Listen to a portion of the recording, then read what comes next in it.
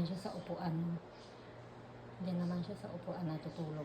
Puro balahibo na yung couch ko, yung upuan. Minsan doon yan sa inuupuan ko sa lamesa, minsan. Ayan, ganyan lang siya. Malungkot lagi. Buntis kasi siya eh. Pero mabait yan.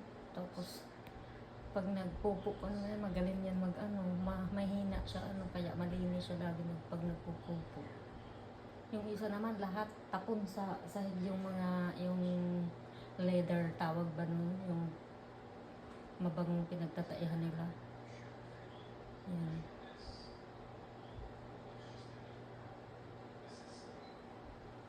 Malaki na yung tiyan niya, tapos yung suso niya pink na. Malapit na siyang manganak siguro.